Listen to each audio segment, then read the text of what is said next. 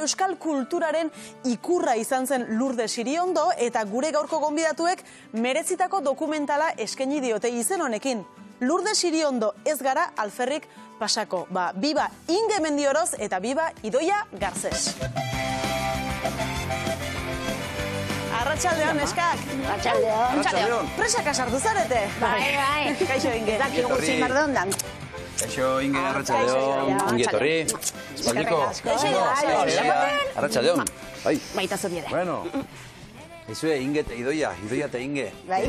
Zer du edo zer izan duzuentzat Lourdesen irudiak edo pertsonak dokumental hau egiteko grina, gogori, pizteko hori eragiteko zuen barruan? Bueno, ez dakit, ni hasi nintzanean pixkat ikusten bere inguruan artikulo zarrak eta olakoak, ez? Ikusi nuen artikulo horiek gurera ekarrita, oain dela 10 urte edo, iaia igualtsuak ziala, ez? Azkenean erakuste zela emakume hori, emakume on edo neska gazte polita eta klitxez betetako artikuloak. Eta gero aldi berian topatu genuen Zeruko Argian idatzi zuen iritzi artikulo bat, eta artikulo horretan ikuste zen, zela emakume bat, zeuzkala ideia superargiak, eta igual zitzaiona jendea zer pentsatzen zuen, ez? Eta orduan bi irudi horiek ez zuten bat egiten, eta pixkat horrekin. Idoia, ez zela behintzat edo ez dela behintzat txuri beltzeko kantautore bat bakarrik, ez da? Ez, eta gero ere irudikatu digue da txuri beltzean eta gaztezan hori, ez da? Beste hainbat gauza egin zituen, eta deigarria, garai hartan horrela gogoratzea, baina emakume hau zartu zen, egia moztuzun, eta gero euskal kulturaren transmisioaren alde intzun beste lan bat, ezain lustre handikoa, holtzatik jetxizalako, baina 11 lan intzitun eta uste deu aitortza sortzitzaiola egindako guztiagatik. Ez gera alperrik pasako, izen hori jarri diozue, zezentzu eman nahi izan diozue, ez gera alperrik pasako horrekin? Hoxe, bera bestian esaten duen bezala, hori, egiten duen hori ez dela alferrikakoa, ez da? Eta guretzako ez da bat ere alferrikakoa, berak eta beste hainbatek egindako lanak. Egindako lan horregatik, egin zuten lan horregatik, edo hau kate bat da, kate begi bat izan zian, baina hemen denok gaude, beraiekin zuten lan horri esker, ez da? Inge eta Idoia, ikustezagun dokumentalaren zatitxo txiki bat, trailerraren zatitxo txiki bat, hauxe da Lourdes Iriondo ez gera alferrik pasako. Txiran bera zen kantari ja, eta kantari ezaguna, ni ditzen ezerre, gero ni hasi nintzen, eta... Ari ginen beti emazte horiek, erdira biziki entzuten, eta txukarriko lana egin dute garai hartan. Emazte bezala esen erreixa, gizarte hortan, behar zuten egin berentokia. Abeslaria, sortzailea, antzerkigilea, titular horiek ez dira eman, inoiz. Dudaigare referente bada gazte literaturan, guk ez geneukan. Gaina ni ezerretzen garaikoa naiz, eta bere liburuxkak geneuzkan ikastolan. Eta ez dakiz zergaitik ez da ezaguna. Hor, emazten malurra. Lourdes protagonista nagusi, baina ez Lourdes bakarrik, Lourdes asko ikusi ditugu, ez da? Hori ere, aipatu duzuen bezala, bazen edo bada dokumentalon helburua. Bai, ez da bakarrikan Lourdes... Lourdesen biografia badago, baina badago ere bilaketa bat zergatikan izan den ahaztua edo zergatikan gogoratzen dugun moduan. Eta iruditzen zitzaigun horrek belaunaldi horren emakume horiek denon artean zeak koral batian esplikatuko luketela hobeto Lourdes hori eta zergatik hori.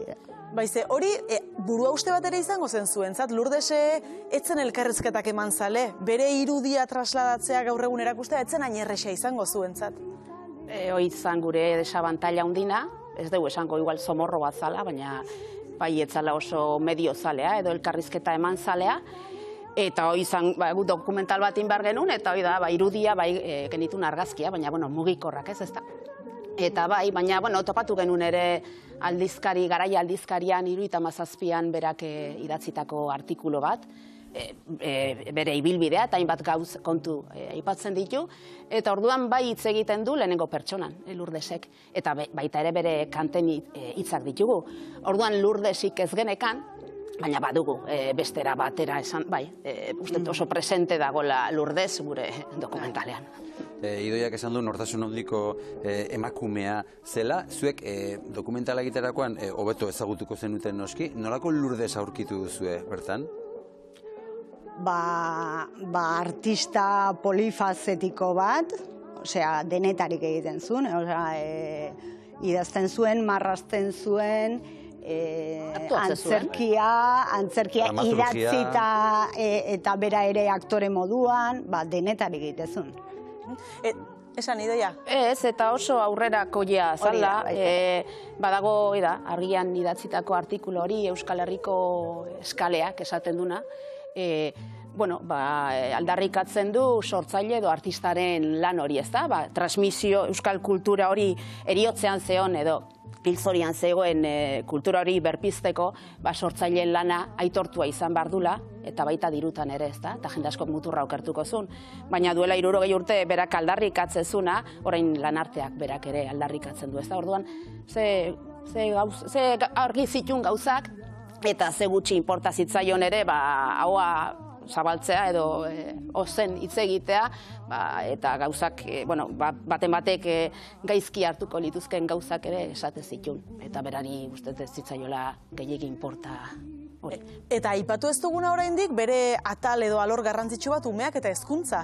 Inge, eta zu hartu omen zara, zure txikitako eskolako liburuxka edo material asko berak sortuak zirela. Bai, Idoiak eta biok, zer gainaz urte berekoak gea. Eta orduan gu bagen euskan bere liburuak ikastolan, ez?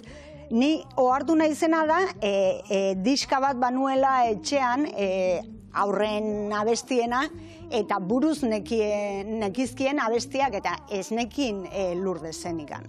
Hori gero konturatu naiz. Eta hor badago, ipui edo tebeo, esate jo nik, astoaren malurra, gea superfana. Txikitatik izan gea. Neretzako ez da tebeo, behantzako. Novela grafikoa ere ez da, baina da, eta gaina Euskal Herrin oso ale gutxi daude. Oso gutxi. Inkunablea da nere ustez, eta zoragarria da, eta ez dakit, nere ustez, berrargitaratu beharko nintzateke. Horretarako balio balimadu dokumentalak, balio beza, dokumentalean horrela kontatzen duzu Lurdes Siriondok hezkuntzarekin berak jarri zuen bere aletxoa, begira. Garbentzen zuen beti, bere lan importanteena umeekin zala, umeentzat lan egitea, eta zeuden gabeziak betetzea. Beak zeukan ume hori ateratzen zula umeekin.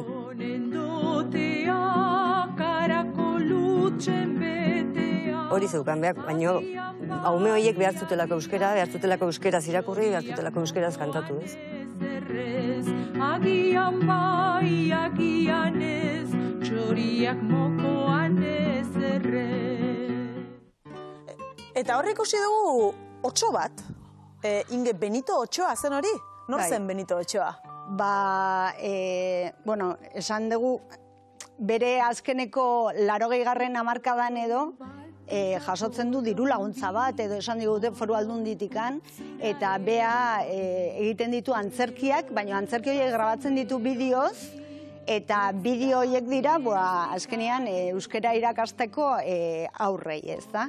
Eta Benito Otsoa da bere pertsonai bat, Benito Otsoa bera da, antzeslea bera da, baino ahotsa Lete da, Xabier Lete. Baina berriro ere Lurdes mozorrotuta edo agertzen zaigu. Tapatuta. Baina bera da, hor ekinean dabilena, bera da idazten duna Gidoia, eta garai horretan Euskal Telebistik etzeon, eta marrazki bizidunik ere ez, eta emakume hau ere aurreratu zen, eta ikusizun umeek edo aurrek ere behar zutela liburuz gain edo asignaturez gain, jolastu litekela ere euskerarekin, ez da?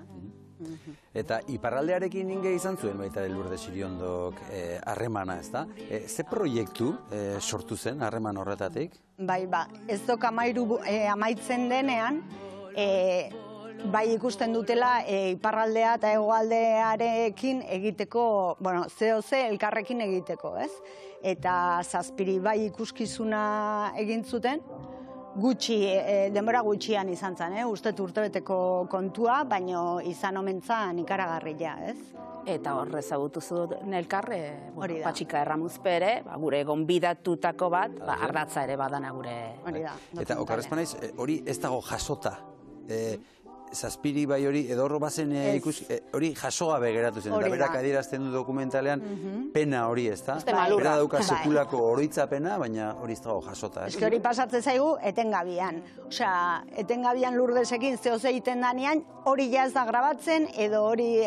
Eta denbora guztian dago fokoz kanpo Lurdez. Baina gero hortziken intzuten, iparraldeko jendeak hortziken intzun, diskoa badu eta irudiak ere badaude, beste emakume aintzindari bati eskerrak, hori jasoa dago ere. Gauza batzuk ez dira jasotzen, beste batzuk galdu iteia, beste malurra. Bueno, zuek behintzate jaso dituzue ahots batzuk, irudi batzuk ere bai, horre Maite Idirin, Pantxika eta bar, eta sari bat jasoko duzu, hori dela eta? Eusko ikaskuntzarena? Ez dakigu? Ez dakigu. Ez dakigu. Nik ez dut ezer entzun. Nik ez dut ezer entzun. Esan dugu hezkuntza, ari ginen Lourdes eta hezkuntza. Bueno, gustora galditu altzarete. Azeria esan dut nik, azeria. Primeran, oso gustoa galditu. Ondo geratu da, ipuin polita kontatu dugu. Zuek gustora geratu zarete, dokumentalarekin, bai? Bete zaituzte ikusi duzuenak edo geratu den azken emaitzak? Bai, bueno, gero beti aldatuko zenuke zehozen, hori evidentemente. Utzita aldatuko genuke zehozen, seguro, baino azkenian bukatu inbar da. Eta iristen da momentu bai, bukatu inbar dala, eta, bueno, azkenian, bai, ni... Bai, gustura gelditu da. Bai. Eta orkestu ostean, uste erditzea lehenago izan zen, baina bautizua edo nora da, bataioa horri izan zen, eta uste jendeak esantzun ondo, gezurra ere esan zezaketen, baina, bueno, eta kritikak ere egongo dira, eta baten bati etzaio gustatuko, baina gure elkarrizketatuak gustura gelditu dira, eta horrekin gu ere, primeran. Eta familia, osea, netzako bazan garrantzitsua zan familia kondo ikustia, eta gustua gehatu dira, haren aizpat txikila etorri zitzaiten, filma eta gero eta esan zian harrituta zehola nola ezautu gabe ze ondo, ze Lurdes, bai, harritu intzala nola harrapatu genuen Lurdesen zea hoi. Eta orduan oso pozik. Eta hemendik aurrera nun ikusi izango dugu dokumentala, edo noiz ikusi izango dugu? Azaroak 14ean, Sade eta Golemetan, hegoaldean, eta iparraldean abendu edo urtarrile inguruan. Batera egitean egen hori da. Bai, batera egin nahi zenuten, baina ez da posible izan. Ez da posible izan. Eta gero herri-zerri, jungote dan, ala uste dugu, intentzioa badeu. Hoxe bera. Idoia eta Inge benetan biziki estimatzen dizuegu bisita, zorionak egindako lanagatik, eta orain herri-zerri, espero dezagun ibiliko dela Lourdes. Berak merezi duen bezala Euskal Herrian zehar. Mila esker benetan. Eskerrik asko. Ez horregatik.